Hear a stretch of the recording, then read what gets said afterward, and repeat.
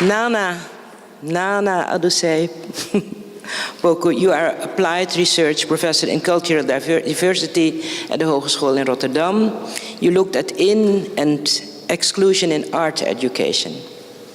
And you will tell us more, I hope, about inequality in the visual arts. Nana.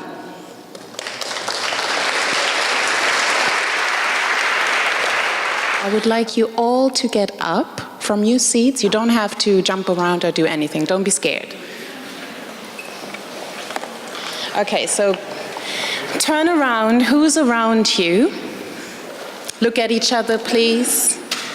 And now I want you to memorize 3 things about a person in this room that you may see or not see, that you're facing, that you think are exceptional, or just memorize 3 things.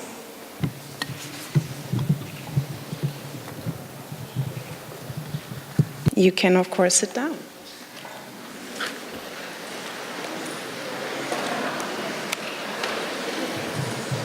Okay, I still have to figure this out because I'm much taller. Oh, sorry.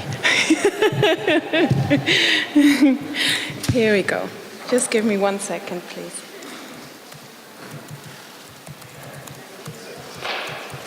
We have a very tight schedule, so I try to make sure to be as efficient as possible. Here we go. Okay, so this talk is actually called emotional labor, and I will come to what that means in a second. But I would like to start with, Noélie has so beautifully quoted James Baldwin in the beginning, because I understand Dutch, so if you have a question, I can reply. Which actually says everything that we have to do. And he says any real change implies the breakup of the world as one has always known it, the loss of all that gave one an identity, the end of safety. So I could actually leave now, and this is what we have to do. But when he's talking here about the end of safety, I've been thinking a lot about this notion of the insecurities that are coming with refugees coming to the Netherlands, coming to Europe, and the age of insecurity, nothing is certain anymore, etc., etc.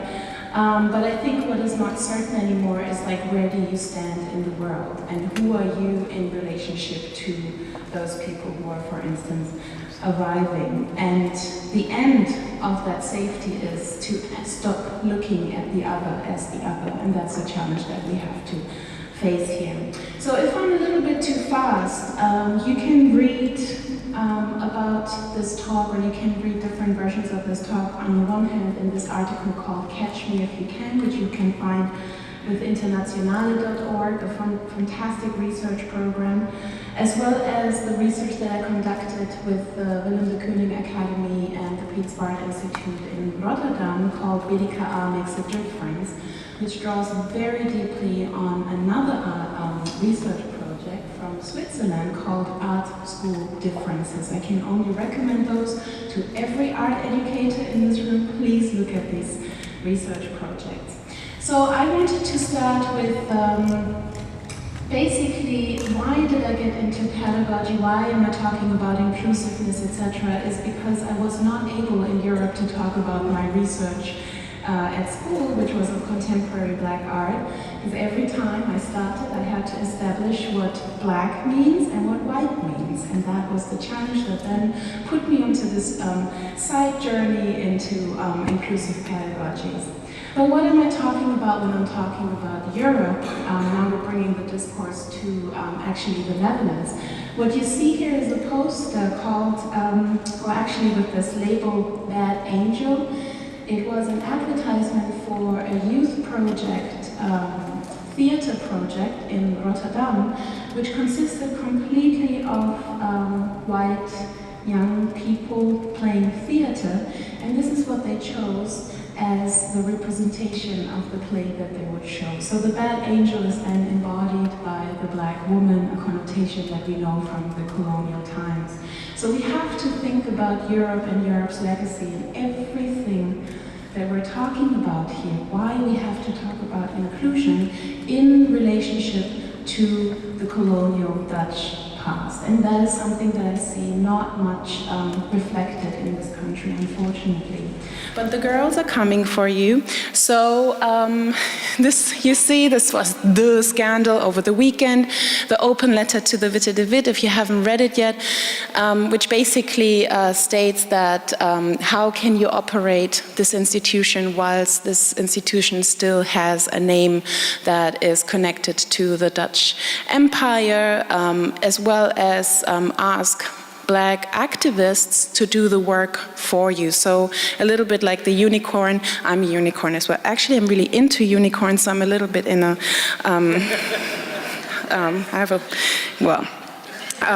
it gave me lots of ideas, like the black unicorn. However, so there is a lot of critique. The critique is articulated, it becomes louder and louder. I will talk to that a little bit more. For instance, the graphs that we saw, the city of New York conducted this research because a queer of color artist collective dropped out of the Whitney Biennial, and that then initiated the investigation of diversity in the New York public art sector. Yeah, so there's always a call and response. So the question here is consistently how to close this knowledge gap. And of course, I'm using the famous Zwarte Piet conversation. That's the end of safety here for me every year around December. But for others, it is the reassurance of their national identity. So what is important to ask is who is accountable? Who is accountable for what and how? And do you really care? And I will come back to those questions because you have these beautiful aims that you're going to write down, and you will make these promises as institutions, as individuals, but who's holding you accountable and how? Because, as I said, the girls are coming for you. So what is the dilemma? What are we dealing with? We're dealing with, and here I'm quoting Alexander Weheli, the uneven global power structures defined by the intersections of neoliberal capitalism, racism, settler colonialism, immigration and imperialism, which interact in the creation and maintenance of systems of domination and dispossession, criminalization, expropriation, exploitation and violence that are predicated upon hierarchies of racialized, gendered, sexualized, economized, and nationalized social existences. Bam. This is what we're dealing with, okay? This is not easy, and I can tell you, when you do this in school, in class, it is hard work, very, very hard work. And what that means for me as a Black woman, I will talk about that also at the end. But this was like the post-colonial dilemma. In the decolonial school, we're talking about the colonial matrix, which means basically that there is a system of knowledge in place, yeah, the system of safety that makes you feel safe, that makes you think whatever happens to you is normal, and that there is like a certain order, or that there are not enough people of color that you could hire because they have different interests. Yeah, this is like the idea of the decolonial school, that this colonial knowledge is still reproduced in our cultural systems as well as in education. It's very important to make this distinction because the decolonial school also derives from South America, where the colonizers never left.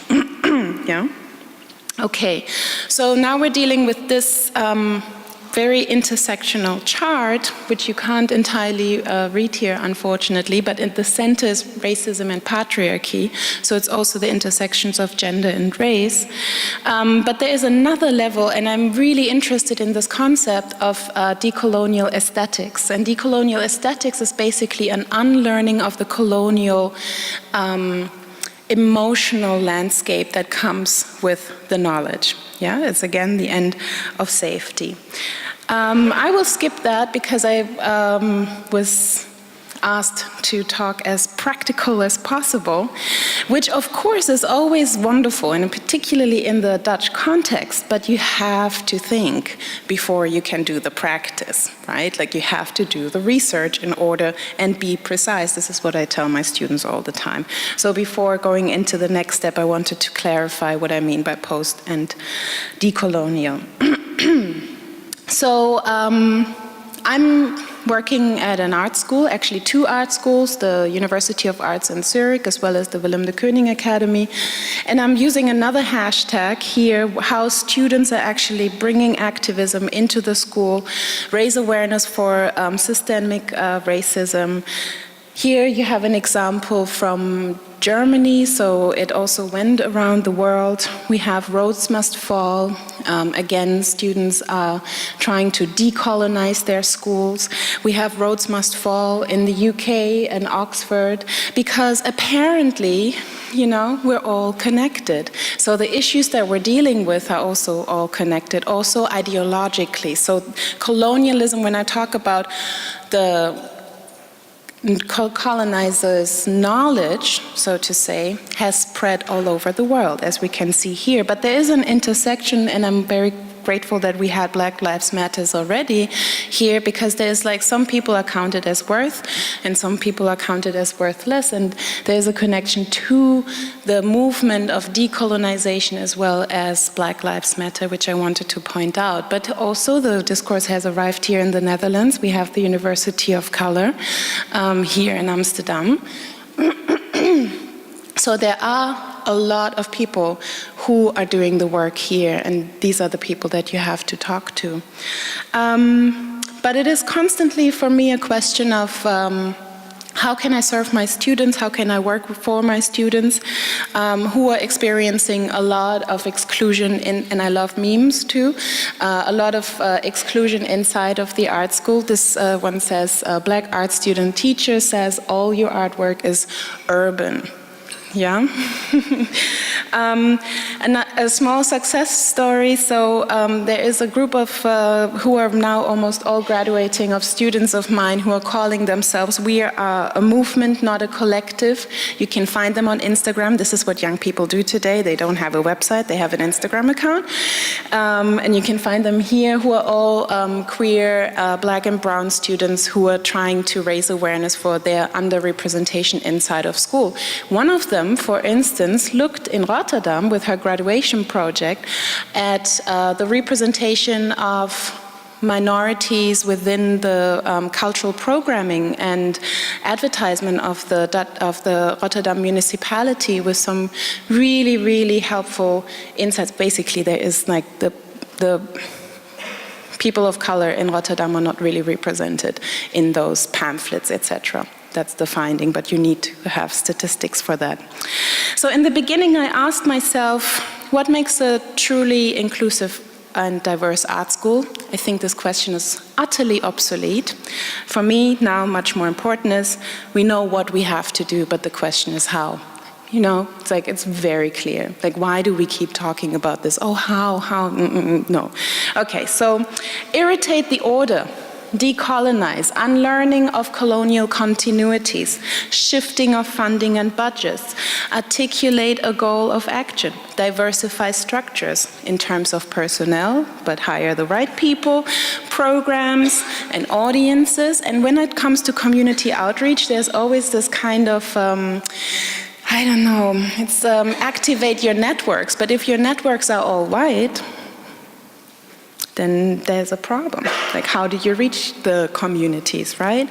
Decentralize, space for different perspectives and archives of knowledge, which goes back to the decolonizing, the archive decolonizing knowledge model, and create networks that hold you accountable, but really accountable. Because if you have to write your own evaluation, something is wrong in that funding system. So funding, we were 2 people who stemmed this entire project. So when I'm talking about funding, and it was like really the system did not want us to succeed in the way how we could have succeeded. So if you have constraints in terms of the budget, in terms of the funding, you have to talk with the municipality and there has to be more money. If you really want to make a change, there is no way around than giving more research money. So for me, it was an experience, and it's unfortunate, this is so small. So this is when you work with 500 people and white people, and you finally see the new black person they hired in the hallway. This is what this meme basically said, because that was my experience. Literally, there are 16, no, sorry, not 16. There are 16 black female professors in the UK, but there is out of 56 Lektoren, we are 3 people of color, and I'm the only black woman, only black out queer woman as well. So, you know, that was like, yay. Oh my God, I wouldn't have survived it. I'm serious, I would not have survived it. So I did projects with teachers. I'm very much also a nerd. I'm really into theory. I'm into Deleuze. I'm into embodiment. What does that mean? And what does that mean to decolonize our bodies, our thinking? They belong together. So I did a project with the teachers where we used Augusto Boal's Theater of the Oppressed in order to talk about exclusion in the classroom, which was wonderful, with Format Rotterdam. We did reading groups, content. But what we have to consistently come up against is white privilege in the classroom, in the content, etc. And I think if you haven't read it yet, Gloria Wecker's White Innocence is the must-read book at the moment for every cultural practitioner. And if you don't like her thesis, then that's the end of safety. That's like the breakup of your world, basically. So I'm talking about an absent canon. I was accused of name dropping. I'm going to do it again. If you don't know these people, you can research them. Frantz Fanon, Edouard Glissant, Sylvia Wynter, Stuart Hall, Maya Yim, Gayatri Spivak, Edward Said, Bell Hooks, Leopold Sedar Senghor. Who else do we have? Hortense Spillers, Paul Gilroy, Kobina Mercer, Darby English, Krista Thompson, Sylvester Adichie. I love this game, obviously. So if you don't know, Fred Moten, Sarah Ahmed, Gloria Wecker, and you have Philomena Essed. So they are absent from our art education canon, yeah? So some of them are art historians, some of them are theorists, but the problem is really that if the next cohort who's going to work in your institution does not know this canon, what are you going to do? Like what has been nurtured then? So I think like links between the institutions as well as art education is extremely important in that regard. I tried to change that. I created a seminar. Here you see some results, and I would be very happy to talk more about them. I did also a movement workshop with my collaborator Nick Kay, who you see here in a performance at the Piet Zwart, where we moved together, and it's again about artistic accountability. Also, how are you accountable as an artist? Dana Schutz or Sam Durant are good examples now also. So how do we provide that? And here you see the movement that we did. But I wanted to talk just a little bit, and then I'm coming to an end, about emotional labor. And now I'm talking particularly to every person of color here in this room, because this is the work that we do consistently. And we're also predominantly tokenized. And here you see actually an image from Indonesia, and this is a Dutch family. So one of them is from Brazil, etc. And particularly black women are usually the adjunct, are usually the person, the freelancer that you bring into your institution, who would then bring in the community, right? Who's then doing the care work for everyone, basically. And I think that is something that has to be addressed, and that is not very well paid, usually, and extremely, extremely tiring. Yeah, so to work on your full potential is a very tough task in that regard, and that has to structurally change. Very simple. I have another example here from the Margaritentag in Dar es Salaam, and this is organized by the Frauenverein des Deutschen Kreuzes, the women's association of the German Cross, the Red Cross. Yeah, so this is German East Africa. These stories, you find them in the Dutch history as well, and you find them in the Dutch psychology. And that's what I want to challenge you with. So who's accountable? Do you really care? Do you really, really care if people are integrated and who's working with you, and how are you reproducing or not reproducing this system of domination and continuing the legacy of colonialism? Do you care, is my question. And now I can actually solve, and that's my end, this little quiz that I did with you. And you don't have to say anything, but I want you just to think for yourself with like how many people did you look at, and the thing about them that you recognized and memorized was that they were white. If none of you or only a few of you did that, then that's exactly where our problem lies. As long as this remains invisible, we haven't started the work yet. Yeah, thank you. Thank you. Thank you. Thank you.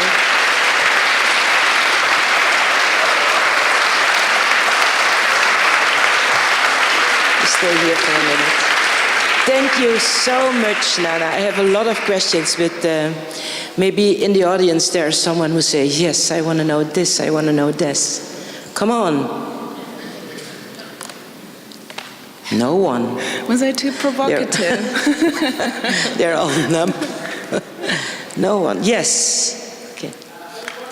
Just a minute, just a minute.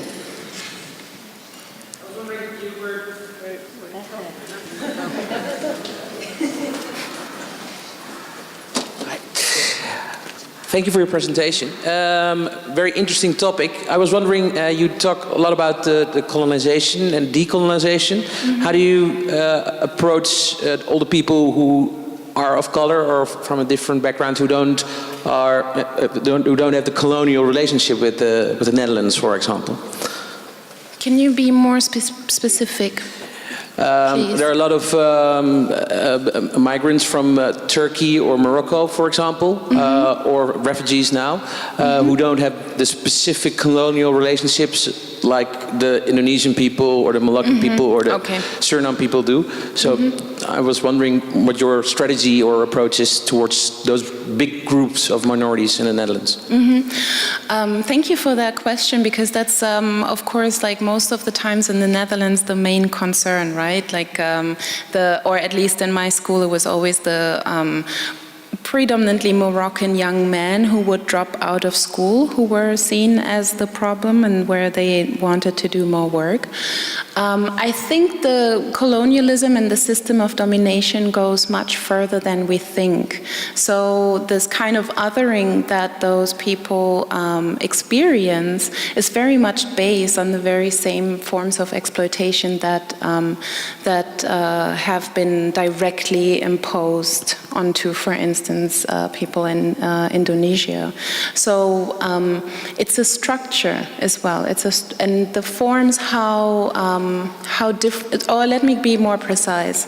One of the first things that I always encounter in class is I don't see any color. I don't see difference. It's like, really? Are you like? There's no like I have. No, you don't see it. Like I have blue hair at the moment. You don't want to see difference, and there is something in that. There is something in the Netherlands that like notion of, oh, we're all liberal and we're so open and I don't want to make a difference, but you're making a difference and you're actually reproducing a system of exclusion by not seeing the difference, by not acknowledging the other's difference. There is nothing threatening in that. But I think that is one of the biggest problems, particularly here. And the Orientalism that you are exposed to, just go to Albert Heijn when they have their Oriental Week, or, you know, it's like, that's how people with a Muslim background or from Morocco, from Northern Africa, or from the Middle East are consistently challenged in their everyday life. So another aspect is, like, you have a person who is of, let's say, Moroccan descent in your team, and there comes something up that has some relationship with Morocco or something with like Muslim culture or whatever. Everyone is like, whoop, there he sits, right? Give us the answer. And that's how the othering that is part of that kind of colonial mindset consists and reproduces itself, and how that person feels, how young Moroccan men feel like walking around here after the last terrorist attacks, and you have exactly those faces, and like where it's actually really it's a topic that makes me very sad, very, very sad. Yes, thank you. What would you do about it? Well, I think there needs to be more solidarity, first of all, among people of color in the Netherlands. I think that a lot of the difficulties are also that the former colonized by the Dutch are also having their very distinct thoughts about people of Muslim descent here. So I think there needs to be much, much more work. But from the solidarity side, I don't really count on white people. I don't. I think the change is going to come from somewhere else. And I said, the girls are coming for you. One more question. Yeah, you?